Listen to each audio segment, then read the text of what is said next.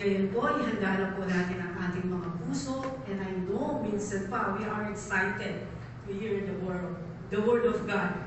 Kaya let us welcome the servant of the Lord, Reverend Felix Vladimir Francisco. Minsan pa po sa malakas na kapatid.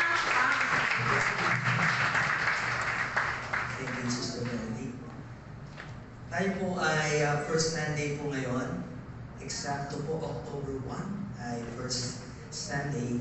Na ginawa po natin kapag First Sunday, we are praying for all our birthday celebrators and all those who are experiencing and yung pong inyo pong anniversary ay gusto po natin ipag-pray. Pwede po bang pakitaas po ang kamay ng mga nagbi-birthday po ng October para alam po namin kanino kami magpapalibre mamaya. Sige po. Ayun! Pwede po ba tumayo po sila ng mga birthday celebrators po natin? Pwede po kayo. Dito po sa harapan, pag-pray po namin kayo. At yung po nagsaselebrate po ng wedding anniversary ng October. Meron po ba?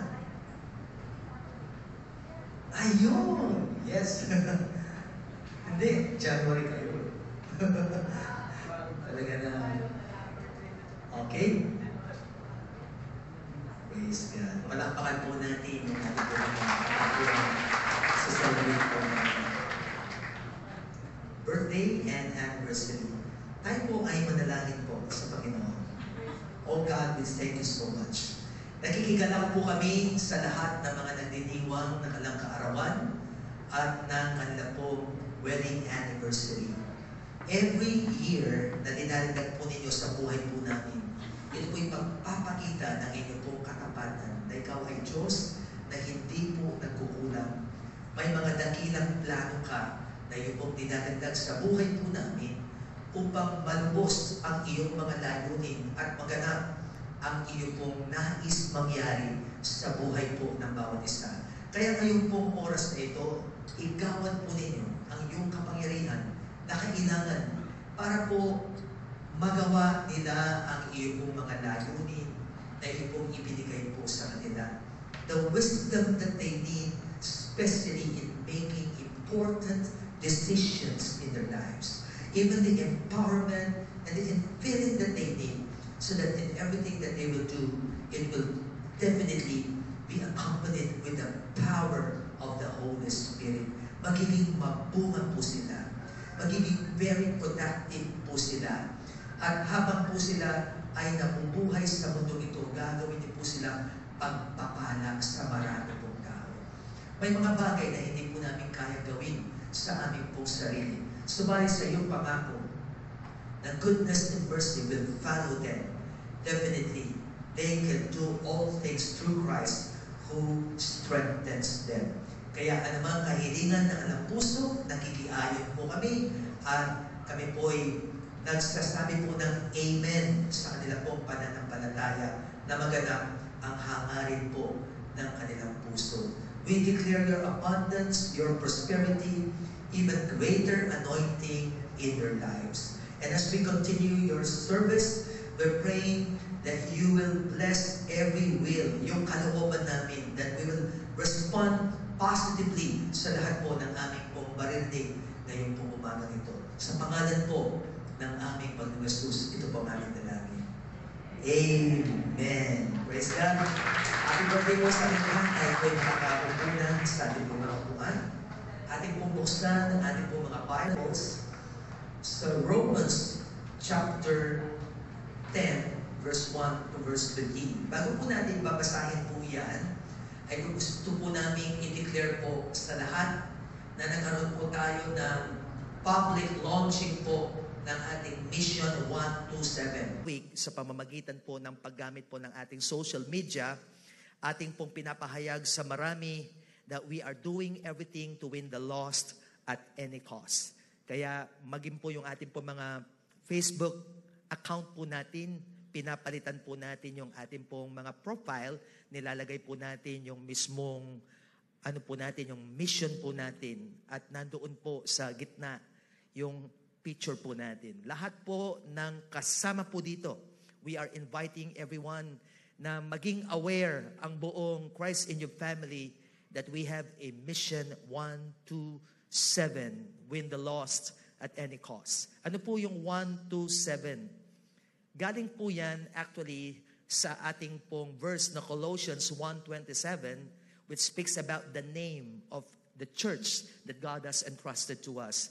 Yung pong Christ in you, the hope of glory.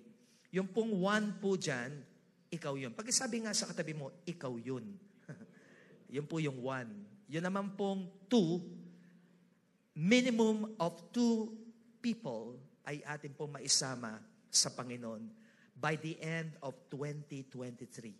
At ano po yung 7? 7 is a perfect number because we want to give a perfect care to those people na gusto nating isama sa Panginoon. Ano po yung perfect care? Yan po yung any cause. Gagawin po natin ang lahat sa pamamagitan ng pagbabahagi ng kabutihan ng Panginoon sa kanila. Sila po ay i-connect natin sa ating pong Panginoon. Yan man po ay mga mahal natin sa buhay, mga kamag-anak, mga kaibigan, o yung mga nakakasama po natin araw-araw. Marami na pong nagpo-post. Salamat po sa mga iba po mga doctors po natin. Salamat po sa mga ilang nasa medical field that they are using, even po yung kanila pong trabaho para magkaroon po ng mga medical missions at naghihikayat po sila ng mga kaluluwa para po sa Panginoon. May iba naman po, ginagamit po nila yung mismong trabaho po nila para po yung mission po nila yung kanilang magawa. Kaya papasok po tayo ngayon sa Romans chapter 10 para lalo natin maintindihan as we start this month of October. Marami pong mga gawain na ginagawa po nilang mission month, ang month of October. Kaya maging po yung October, dyan po natin pinaparangalan yung ating po mga lingkod. Kaya meron po tayong Pastor's Month, meron din po tayong Teacher's Day. Lahat po ng mga teachers, Happy Teacher's Day po sa inyo. Yan po ay ginawa po ata last Friday. Let's read Romans chapter 10, verse 1 to verse 13. Ang sabi po dito, Dear brothers and sisters, the longing of my heart and my prayer to God is for the people of Israel to be saved. I know what enthusiasm they have for God, but it is a misdirected zeal. For they don't understand God's way of making people right with Himself. Refusing to accept God's way, they cling to their own way of getting right with God by trying to keep the law. For Christ has already accomplished the purpose for which the law was given. As a result, all who believe in Him are made right with God. For Moses writes the law's way of making a person right with God requires obedience to all of its commands. But faith's way of getting right with God says, do not say in your heart, who will go up to heaven to bring Christ down to earth? And don't say, who will go down to the place of the dead to bring Christ back to life again?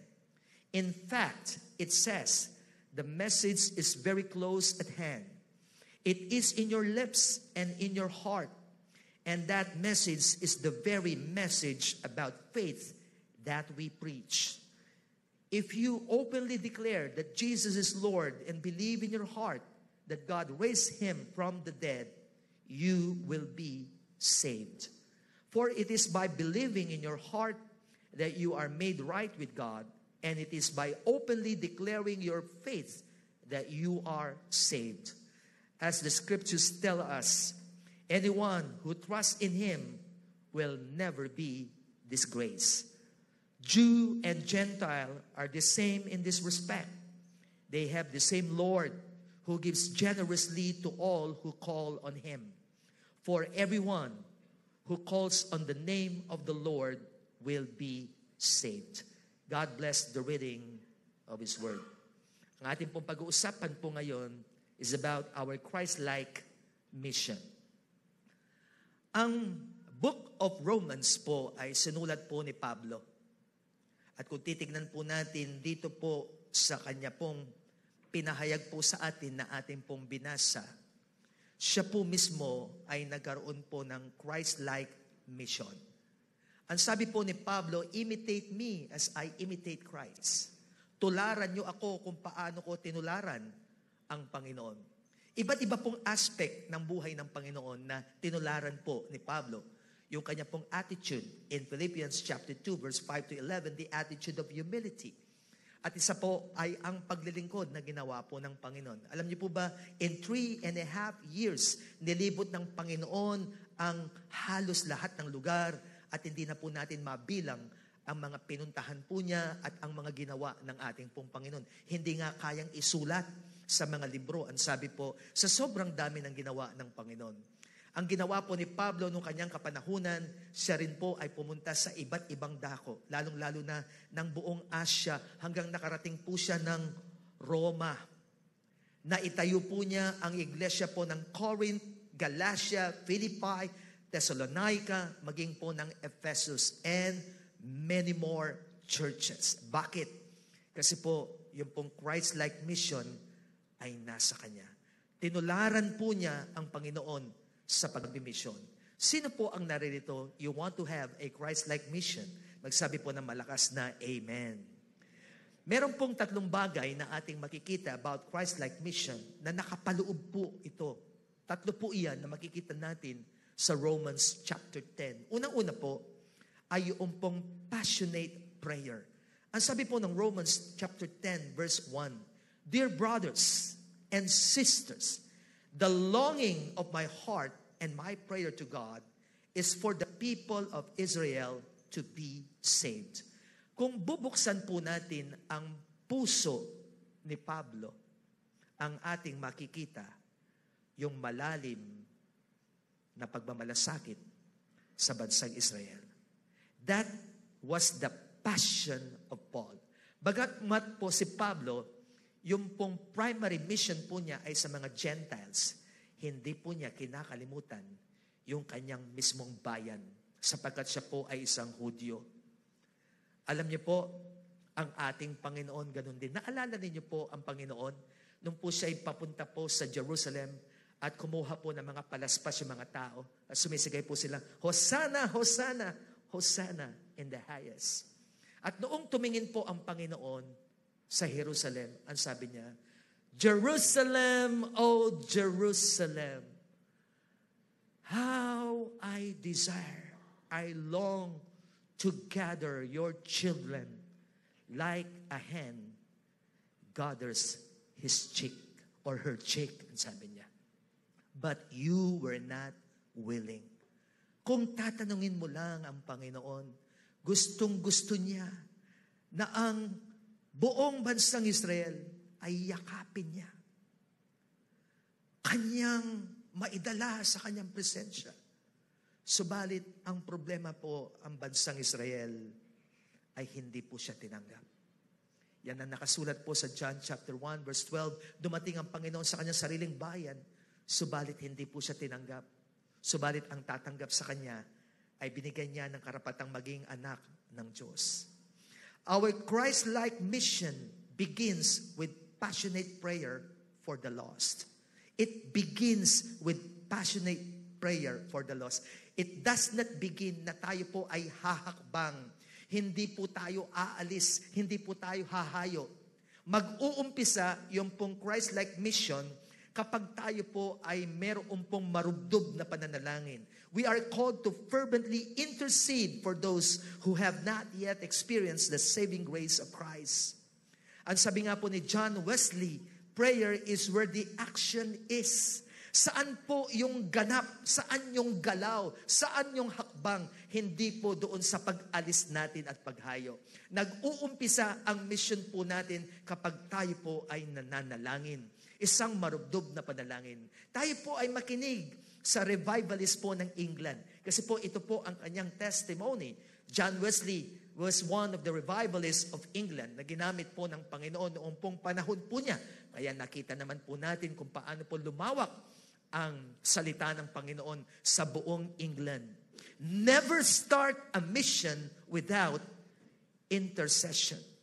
And what was the reason of Paul kung bakit ganoon na lamang po yung passion po niya sa panalangin?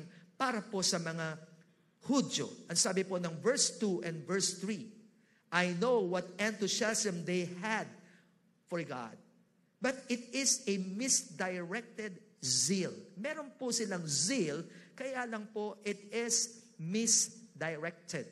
Kamukha po ni Pablo. Di po ba? Ang sabi ni Pablo, when it comes to zeal, ang sabi niya, napakatindi po ng zeal ni Pablo, kaya lang po ang problema, it was a misdirected zeal. Ano po yung zeal ni Pablo? Pumupunta po siya sa iba't ibang lugar, hinahanap niya ang mga Kristiyano at pinapapatay niya. Kasi ang kanyang paniwala, yung pong way ng kaligtasan ng mga Kristiyano, it was not the way of God. Ang paniwala ni Pablo, yung kanilang Judaism, yung kanila pong sekta, yung kanilang religion at that time, yun ang right way of salvation. Kaya lang po, noong kinausap siya ng Panginoon, doon po sa lugar ng Damascus, ano pong nangyari? Nabuksan ang kanyang spiritual na mata at nakita niya yung tunay na paraan ng Diyos sa kaligtasan. At ito po ngayon ang damdamin niya. Kasi kamukha niya yung pong mga Israelites, yung mga Jews, na meron po silang sariling way of salvation. Ang sabi dito, refusing to accept God's way, they cling to their own way of getting right with God by trying to keep the law. Walang magawa po dito si Pablo sapagkat matigas ang kaisipan at puso ng mga Hudyo na ganoon ang kanilang paniniwala. Kaya ang panlaban ni Pablo ay marubdob na panalangin. Sa panahon po natin ngayon, mga kapatid, may kanya-kanya pong way ng salvation ng tao. May kanya-kanya pong way of making themselves right before God. Ang sabi po ng 2 Timothy chapter 3 verse 5, having a form of godliness but denying its power. Sa huling panahon, marami po mga tao, titignan natin ang kanila pong righteousness ay panlabas na lamang. They have the form of godliness but there is no power. Kaya iyan po ang isang bagay na ikinalulungkot po ng bawat isa. Kaya po ang ating gagawin, mga kapatid, we need to bring back passionate prayer in the church. Let us bring back passionate prayer in the church. Why? Sapagkat hindi na po ganyan karubdob ang pananalangin sa gawain ng Panginoon. Passionate prayer refers to prayer that is characterized by deep intensity, fervor, and emotional engagement. It goes beyond mere recitation of words and rituals. It involves a heartfelt connection with God. Passionate prayer can be marked by tears, cries, and a sense of desperation. As individuals express their dependence on God, individuals pour out their feelings, desires, and concerns to God with genuine zeal and enthusiasm. When was the last time we express our prayers by means of tears and cries? Kailan tayo huling umiyak para po sa ibang tao sa ating panalangin? Di po ba yan ang nawawala ngayon sa panahon natin? Sa sobra pong busy ng maraming tao ngayon, pag-uwi po, pagod na yung katawan natin. Yan po ang nangyari po sa mga disciples noong sinabihan ng Panginoon sa Gethsemane, maghintay kayo rito, makipagpuyat na kasama ko. Ano pong ginawa ng mga disciples? Natulog po sila. Makipagpuyat. Kasi talaga puyat na po sila at that time. Dahil po, noong nahuli ang Panginoon, mga 2:00 na po ng umaga po iyon. So, ibig sabihin po, yung pong time na yon, mga 12:00, pong ganon. Kaya hinihingi ng Panginoon yung tulong ng mga disciples to pray with Him. Pero hindi na ho nila kaya sapagkat pagod na sila. Yan po ang nangyayari po sa panahon natin. Sa sobrang kapaguran ng tao, lalong-lalo na po, nagkakaroon ng mga dobleng pagtatrabaho. Siyempre, gusto pong kumita ng tao po. at mas yumaman o mas marami po ang pagpapala na kailangan matanggap. Kung minsan sumosobra po sa pagkilos ng katawan, isa pong importanteng bagay ay hindi na po natin nagagawa, ay yung pong marubdob na pananalangin. Yan po ang panlaban natin sa panahon ngayon. Di po ba ninyo napapansin, maging yung mga bata ngayon, they have their own kind of righteousness. Nakakalungkot po, lumalaki po yung mga bata. Noong maliit po sila, sinasabitan pa natin sila ng medalya kasi nagna-number 1 po sila sa memory verse sa Children's Church, kaya po sa Christian School. Kung sino po yung lumaki sa Children's Church, bakit kapag nagdalaga na sila at kapag binata na sila, malayo sila sa Panginoon? Di ko po sinasabi, yun po yung anak natin. Napapansin ko lang, may mga kabataan na ganoon. Kaya nga po, sinabihan ko po yung mga youth po natin sa outreach. Nag-speaker po kasi ako kahapon sa mga youth natin sa outreach. Ang babata, meron pong nag-attend na 10 years old, meron nag-attend na 11 years old, di pa man po sila youth, nag-attend na sila. So, praise God, okay, nandyan na kayo. Sabi ko sa kanila, kapag binata na kayo, gusto ko nakikita ko pa rin kayo dito, sabi ko. Kasi merong mga ilan, noong pong maliliit sila, hindi sila nag-a-absent sa Christian school, hindi sila nag-a-absent sa Sunday school. Pero noong dalaga na sila, binata na sila, at meron na silang sariling mga pagpipili sa sarili, hindi sila nakikita sa gawain ng Panginoon. Hindi sila ganoon karubdob. And they have their own way of getting right with God. Ano yung own way nila? Basta nasa gawain sila ng Panginoon, nakapagtaas ng kamay at nakapagpuri sa Panginoon, okay na yon. Paglabas nila, they do their own way. At anuman yung desisyon nila, gagawin po nila. Nakakalungkot po, meron pong isang lumapit sa akin, na sabi, Pastor, pakipag-pray mo po yung magulang ni ganito. Bakit po? Sabi ko, kasi yung anak nila, habang lumalaki, parang siya ang nagiging magulang sa loob ng bahay. Kung ano yung gusto niya, yun ang nangyayari. Nakakalungkot. Sinasagot-sagot niya yung kanyang mga magulang. Huwag kayong mag-alala, hindi po taga rito. Kinukwento ko lang, meron lumalaki sa gawain ng Lord, pero hindi nagiging authentic ang buhay. We are not perfect, but we can be authentic. Ibig sabihin yung maging totoo tayo.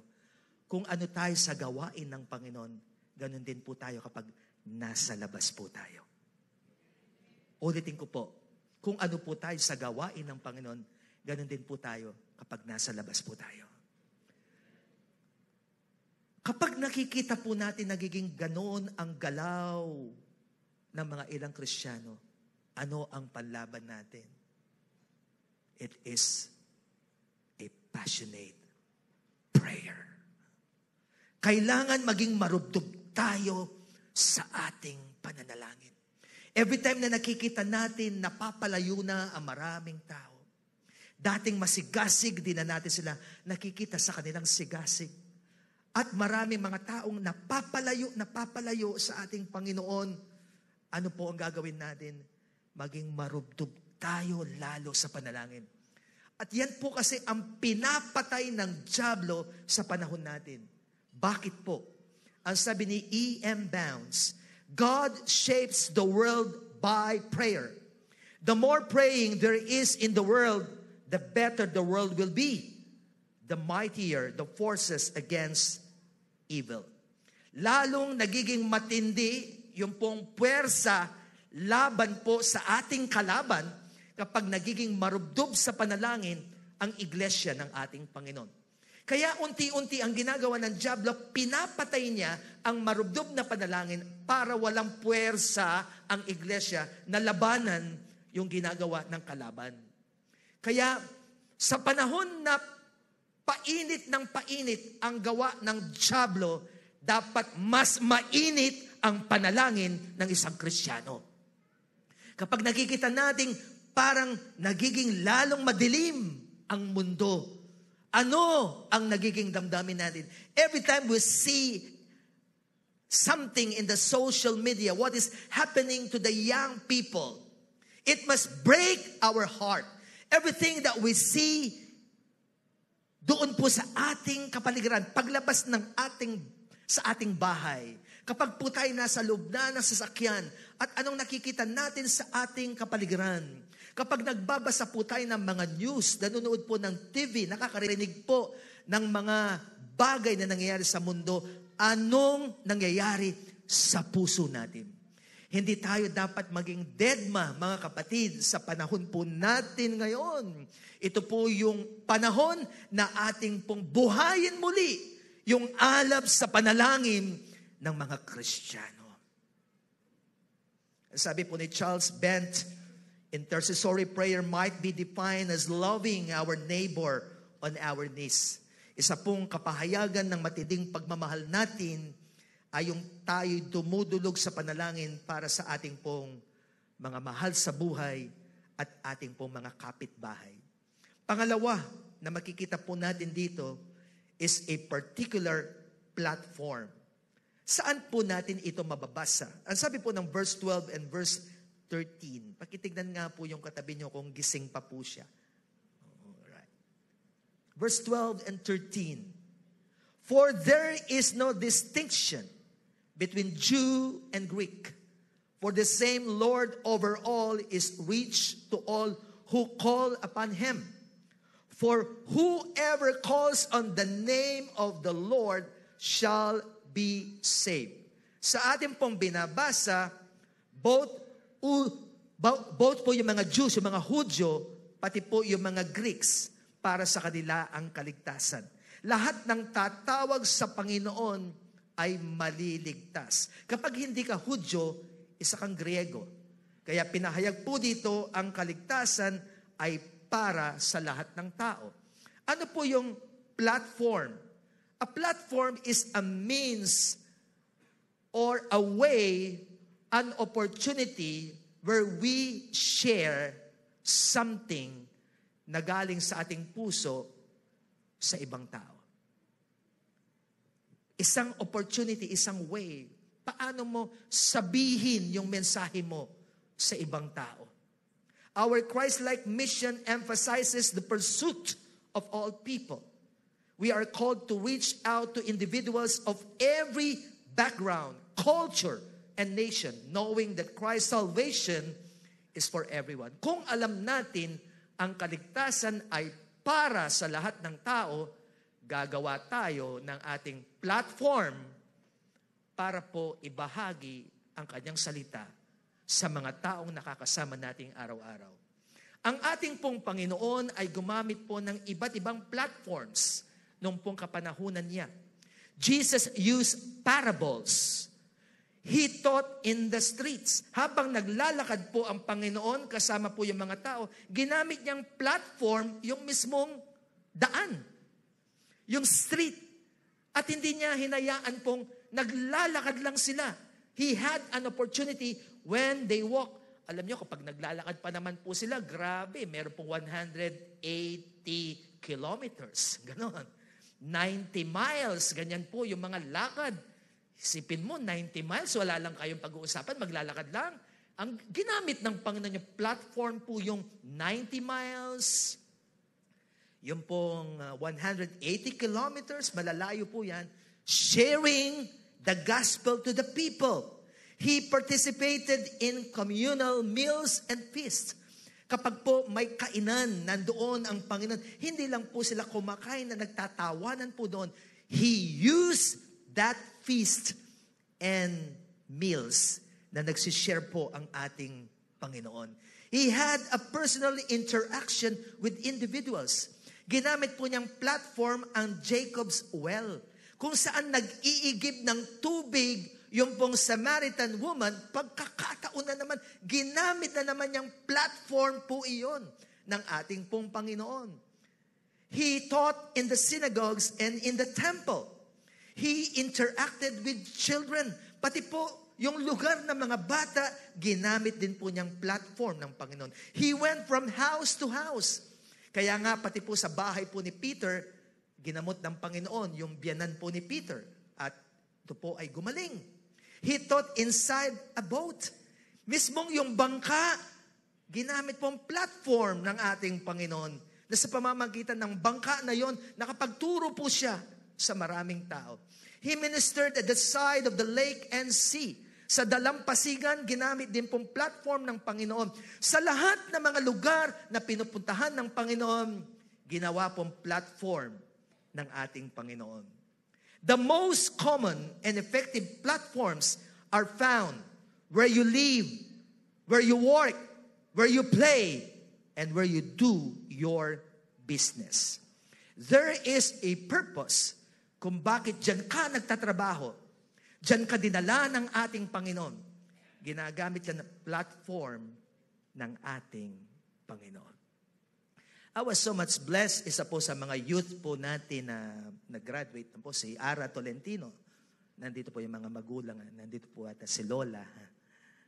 Kasi po meron pong 4 na mga kasama po niya sa internship na sila po ay ina-announce ko na po, doktor na po sila.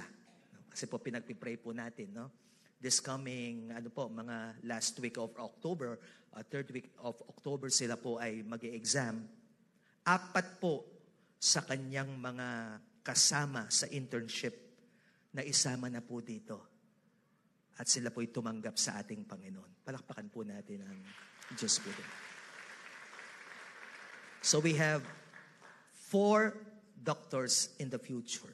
Bakit? Kasi ginamit po yung hospital na platform. Meron po tayong mga doctors po dito, sina Dr. Dionisio, and we thank God that they are using yung pong kanilang mismong pagiging doktor. Nagkaroon po tayo ng medical mission dito po sa San Jose, na kung saan marami po mga doctors po natin na nagbigay po ng libreng konsulta. Nagiging platform mismo yung medical field to reach out to these people. Ako po, hindi ko kayang gawin. Hindi po ako doktor. But I can preach. But they themselves, because they are doctors. Iba po kapag ginawa mong platform ang hospital. Alam niyo po ba, sa hospital, marami pong nawawalan ng pag-asa. Diyan po ang possibility, maraming posibilidad na tatanggap sa Panginoon ang mga pasyente. Kaya lang kung hindi ito nakikita ng doktor, pupunta siya sa hospital at siya'y magtatrabaho lang. Pero kapag nasa puso niya, nagagamitin niyang platform ang mismong hospital, araw-araw may tatanggap sa Panginoon. Last week po, last year, pandemic po ito, tumawag po yung isa pong nagtatrabaho po sa DPWH. Dahil sabi po sa akin, Pastor, sabi niya, dumadami po yung mga bagong mga engineers dito po sa DPWH. Pwede po ba namin kayong kunin, ang sabi, na maging regular na po kayong kasama doon po sa mga nagtitrain.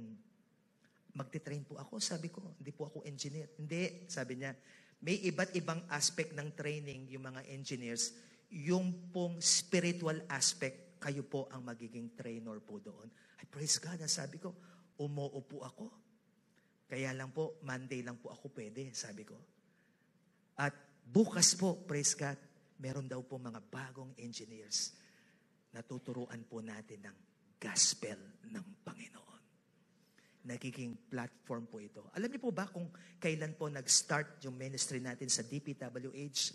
Nung nagtatrabaho pa po si Tita Tess de Jesus doon. Nakapunta po tayo sa 14 districts ng buong Central Luzon. Si Tita Tess po, nag-retire na po siya sapagkat 70 plus na po siya. Pero yung gawain sa DPWH, tuloy-tuloy pa rin. Dahil ginawa itong platform. Pakinggan nga po ninyo yung katabi nyo. Pakisabi sa kanya, taga saan ka ba? O kaya po, saan ka ba nagtatrabaho? Kung estudyante yan, Saan ka ba nag-aaral? I challenge everyone. Magpipray tayo mamaya. Magtatalaga tayo ng platform sa Panginoon. I challenge po mga estudyante, huwag kayong mag-graduate sa inyong eskwelahan na wala kayong naidalang kaluluwa sa Panginoon. Nung kami po ay nag-graduate po ni Pastor Herbert sa PHS, ano po yan nung panahon namin ay Jose Abad Santos, Babad Sapatos. Dahil parating binabaha po nung panahon po namin. Nung kami po ay na-college na, binalikan po namin yung lugar po namin. Binalikan po namin ng Jose Abad Santos High School. Dahil hindi kami masyado nakapag-share doon noong kabataan namin. Nakapag-share po kami sa mga kaklase namin, pero hindi lahat na isama namin. Kaya nagtalaga po kami, may time na kahit po kami nag-aaral po ng college, pumupunta po kami ng umaga po doon. Doon po na born again si Pastor Ian, na isama po ni Pastora Carmela, doon po sa ating youth service. And who is Pastor Ian right now? Isa po siya sa mga pastors po natin. We do not know na kapag ginawa mong platform ang mismong eskwelahan, sino-sino ang pwedeng maidala natin at later on magiging manggagawa ng ating Panginoon. Naiintindihan niyo po ba? Ito po ang pinag-uusapan natin. Yung katabi mo, kaya hanggang ngayon buhay pa siya, may pinapagawa ang Panginoon sa kanya. If you are a business person and you have workers under your care, that's your platform. If you are working in a certain company and you are the manager of that company, that is your platform. Huwag ka munang magre-retire, kapatid, hanggat hindi mo nagagampanan yung platform na inihanda ng Panginoon para sa iyo. This is the most common and effective platforms. Where you live, where you work, where you play, and do business. Mga estudyante, saan kayo parating naglalaro? Nagba-basketball ba kayo? May mga kalaro ba kayo? May mga kasama ba kayo? That's your platform. Paano yan magiging platform? Dapat maging iba ka. If you are a business person, dapat ikaw ang pinaka-mabait na businessman. Ikaw yung pinaka-mabait na manager ng company. Kahit po kung minsan gusto mo nang magalit, pwede ka namang magalit na hindi sumisigaw. Pwede ka namang magalit, ipupunto mo yung gusto mong ipunto na nakangiti pa rin. Diba? Yung ipakita mo kung ano yung isang manager na Kristiyano. Share to them about the love of Jesus. Maging tough yung kind of love mo. Na meron kang gustong ipunto, gusto mong mag-correct, pero nakikita pa rin ang pagko-correct ng isang Kristiyanong manager. Because in that case, your work becomes a platform of the Lord. Show to them that you are a different kind of a worker, a different kind of a teacher, a different kind of a student, so that in that place that you are in, it becomes a platform. Para sa pagharap natin sa Panginoon, ang sabi nga po ng isang nabasa ko, hindi tayo nahihiyang haharap sa Panginoon kapag tayo namatay na kasi nagawa natin ang ating misyon. Pangatlo, dito po ako magtatapos. Powerful preaching. In Romans chapter 10, verse 14 to 15, how then can they call on the one they have not believed in? And how can they believe in the one of whom they have not heard? And how can they hear without someone preaching to them? And how can anyone preach unless they are sent? As it is written, how beautiful are the feet of those who bring good news. Ang sabi dito, paano sila hahayo hanggat hindi sila sinusugo? Makinig po kayo dito. Ang sino mang sinusugo ng Panginoon, sigurado, bibigyan niya ng kapangyarihan. Whom the Lord sends, He empowers. Kaya ang mga disciples, nung pinahayo sila, He sent the Holy Spirit who empowered them. Kaya kapag po tayo binigyan ng kapangyarihan, nawawala yung takot sa ating pong buhay. Kasi po yung nagsugo sa atin, siya ang nagmamay-ari ng lahat ng kapangyarihan. Ang sabi po ng Romans or Matthew 28 verse 18, all power has been given unto me. At ang sabi ng verse 19, therefore go. Humayo kayo, ang sabi ng Panginoon. Kasi lahat ng kapangyarihan ay nasa Kanya. At kung tayo po ay humahayo under doon po sa kapangyarihan, authority ng Panginoon na nagmamay-ari ng lahat ng authority, walang pwedeng magbawal sa atin. Kasi yung magbabawal sa iyo, yung authority nun, walang sinabi doon sa authority na nagmamay-ari ng lahat ng authority. Napansin po ninyo ang mga disciples, kapag nagpipreach sila, we rather obey God than man. Binabawal po sila, hindi sila nagpapabawal sapagkat alam nila, yung nagsugo sa kanila ay nagmamay-ari ng lahat ng kapangyarihan. Kaya kung meron pong tao na nagsasabing may authority sila na pagbawalan ang mga disciples, they will not follow that authority because the authority that this person has is under the authority of Jesus Christ.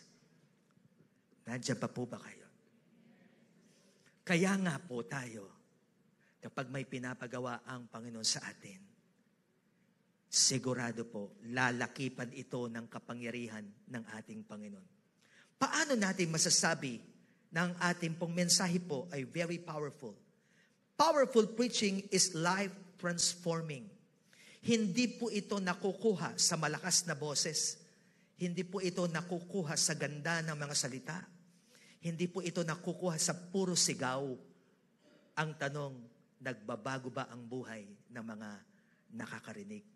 Naalala po ba ninyo nung panahon po ni Pedro, nung siya po'y nangaral? Ang sabi po ng Acts 2:37, Peter's words pierced their hearts. And they said to him and to the other apostles, brothers, what shall we do? Sa pangangaral po ni Peter, tumagos sa puso. It cut the heart of the people. At dumating po sa puntong nagtanong sila, ano pong gagawin po namin? It was a life-transforming preaching. Hindi po ito para sa maramihan lamang. Kahit po individual na tao nasa harapan natin, kapag po under the authority and power of the Lord, it will prick the heart of that person. Kaya mga kapatid, wag po tayong matakot. Sapagkat ang sabi nga po ni Billy Graham, the sermon is not intended to give information. The primary function of the sermon is to get decisions for Christ. Dapat ang tao magdesisyon. Hindi lang siya makakuha ng impormasyon. At paano po magde-decide ang tao?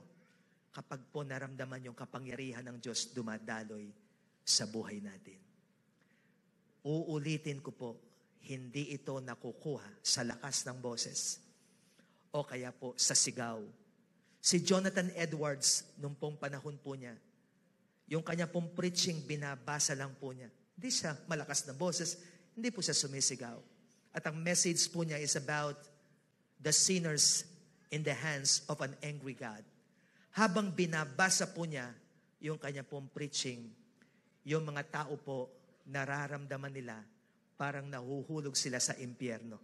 Kaya humahawak po sila doon po sa mga poste. Yung tabi po nila, sumisigaw sila, tumigil ka na, tumigil ka na. Kasi ramdam nila yung tindi ng anointing, yung power na nandoon po sa buhay ni Jonathan Edwards. Same power na naramdaman po ng mga unang mga lingkod ng Panginoon na tinawag ng Diyos. The same power na ibinibigay po sa atin. Huwag mong sabihin, hindi ka pastor. Okay lang po. Sapagkat ang pagsugo ng Panginoon ay hindi lang po para sa amin. Sapagkat hindi po namin kayang pumunta sa lahat ng dako. Yung pong pagsabing, go to all the world, that was given to all Christians who receive Christ in their hearts. Kaya wag po natin kakalimutan yung tatlong bagay na kapaloob po sa Christ-like mission. Ibalik po natin yung passionate prayer. Magkaroon po tayo ng isa pong particular platform na ihahandog natin sa Panginoon na kung saan dyan natin ipapangaral ang isa pong powerful preaching. In Romans 10:15, ang sabi niya, as it is written, how beautiful are the feet of those who bring good news. The one who brings the message of salvation is highly valued. He is prized. We are called to be esteemed bearers of the message of hope, shining the light of Christ's grace into the world. At tayo po'y manalangin. Thank you, Jesus. Lord, nagpapasalamat po kami. At binigay niyo po ng halaga ang bawat isa po sa amin. Gaya po ng aming pong inawin kanina, the blood of Jesus that brings salvation to all. Nawa kayo po oras na ito. Bumalik yung compassion sa aming pong puso. Bumalik po yung alab ng pananalangin sa pangalan ng aming Panginoon Jesus. Humihingi kami ng tawad kung hindi na po kami ganoon kaalab sa aming pananalangin. Every time that we see people na napapariwara ang buhay, whether sila po ay nasa gawain na ng Panginoon o sila po ay wala pa sa gawain ng Panginoon, pakinagay niyo po sa aming puso ang isang barugtong na pananalangin. Ibilang niyo po kami sa mga tao magtatalaga ng buhay na iyak sa panalangin ang marami pong tao.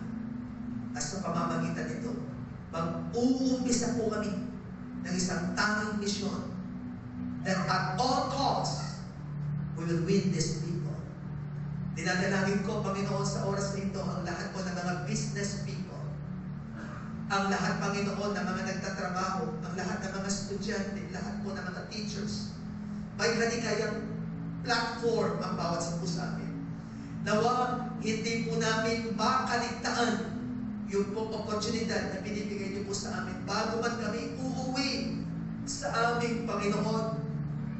Magkaroon kami ng particular platform kung paano maibabahagi namin ang iyong kabutihan sa mga taong ito.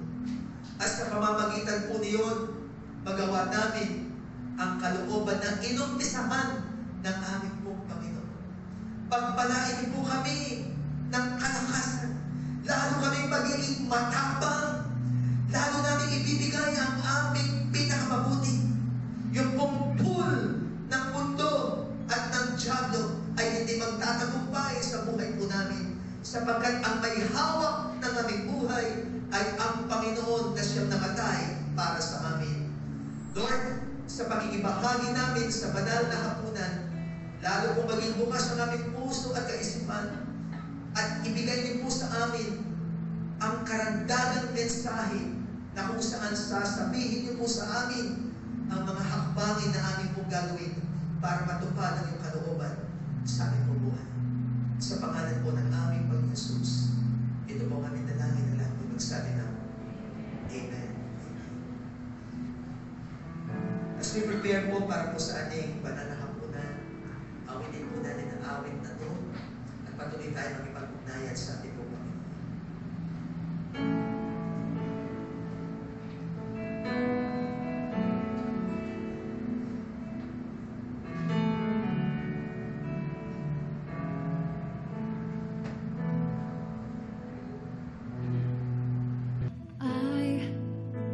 Was a wretch. I remember who I was. I was lost. I was blind. I was running out of time. Sin separated. The breach was far too wide. But from the far side of the chasm, you held me in your side. So you made a way across the great divide, left behind heaven's throne to build it here inside. And there at the cross, you paid the debt I owed, broke my chains, freed my soul, and for the first time I had hope. Thank you, Jesus, for the blood applied. Thank you, Jesus, it has washed me white. Thank you, Jesus, you have saved my life, brought me from the darkness into glorious light.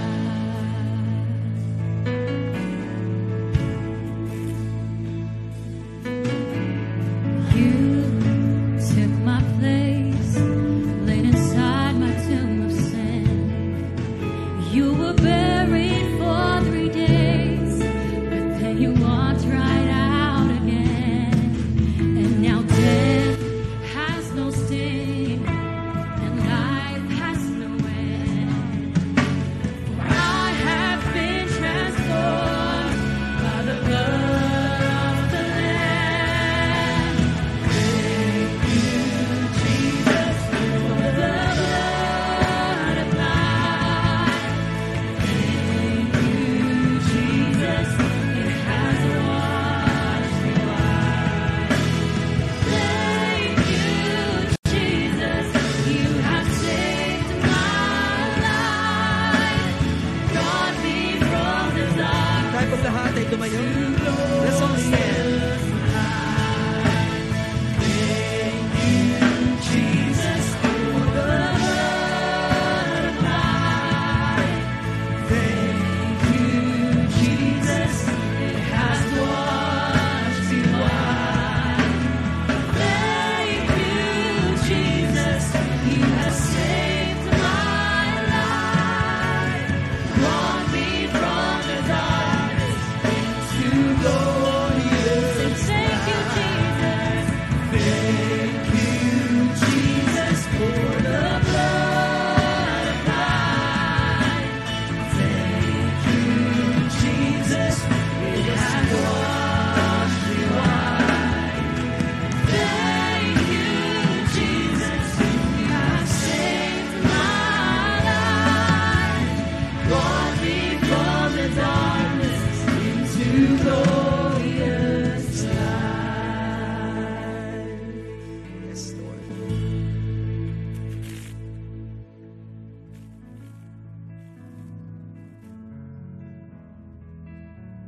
Tas po natin ang tinapay.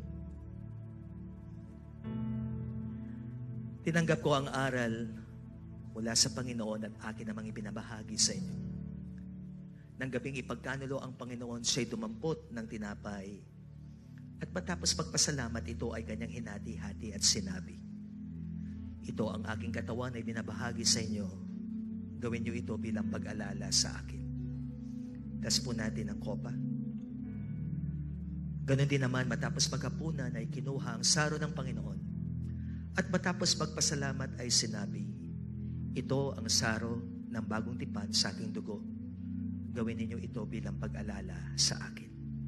Tayo po'y manalangin. Muli po kaming nagpapasalamat sa iyong ginawa sa krus ng Kalbaryo. Kami po'y nagkaroon ng kaligtasan. Nalinis ang aming pagkakasala. Nagkaroon din kami ng buhay na walang hanggan. At binigyan kami ng karapatan na mabuhay ng matagumpay araw-araw. Hindi po nawawalan ng kapangyarihan ang dugo ng aming Panginoong Hesus. Hanggang ngayon, ito po'y aming nararanasan. At salamat sa pamamagitan ng pagbabago ng aming buhay, nagkaroon po kami ng damdamin na kami po'y magpagamit sa aming Panginoon. Ayaw po namin na matapos ang kaligtasan sa buhay po namin, gusto po namin ito'y dumaloy sa iba't ibang tao. Habang kami po ay nasa diwa ng panalangin, lalong lumalim ang aming pangunawa patungkol sa iyong kamatayan. Gaya po ng sabi po ni Pablo, I want to know Him more and the power of His resurrection. Maganda po ang mangyayari sa buhay namin kapag lumalalim ang aming kaalaman sa iyong kamatayan at pagkabuhay na muli. Lalo po kaming nagkakaroon ng direksyon na magawa ang iyong kalooban at maging mabunga ang buhay namin. Salamat po na hindi lang kaligtasan ang aming tinanggap at buhay na walang hanggan. Maging ang physical na katawan namin ay binibigyan niyo po ng kagalingan. All the benefits of the cross of Calvary, Lord God, igawad niyo po sa amin sa araw na ito. Sa lahat ng may mga karamdaman, pagagalingin niyo po sila. Sa lahat ng mga relasyon na nasira, you will build again this relationship. We are praying for restoration and reconciliation. Well, thank you so much. This is our prayer in the powerful name of Jesus. Ang lahat ay magsabi ng Amen. Tayo pong lahat ay kumain.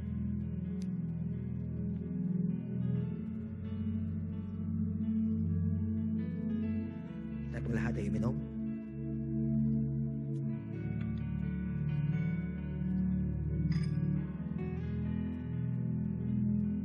Thank you, Jesus. Muli tayong manalangin po para po sa atin po pagtatapos. Let's lift our hands to the Lord and receive the blessing of God. We give you all glory, honor, and praise, Lord God, today. You deserve all these things. You are the God of yesterday, today, and forever. You are the great I am, the Yahweh, Jehovah, the existing God, the self-existent God. You are the God of Abraham, Isaac, and Jacob, the covenant-keeping God. What you have promised, you are faithful to keep it. Kaya uuwi kami, lahat ng mga pangako po ninyo ay aming babaunin. Uuwi po kami na payapa, pinalakas ng Panginoon, pinuno ng kanyang banal na presensya. At ang kagalakan mo ay nangunguna sa amin na nagbibigay ng lakas sa araw-araw. Gawin niyo po kami pagpapala sa maraming tao. Habang daladala po namin ang lahat ng mga ipinagkaloob niyo pong walang hanggang pagpapala, body, soul, and spirit. To you all glory, honor, and praise. In the name of the Father, and of the Son, and of the Holy Spirit, ang lahat po'y magsabi ng Amen. God bless us all po. Magpatiyan tayo sa pangalan ng ating Panginoon.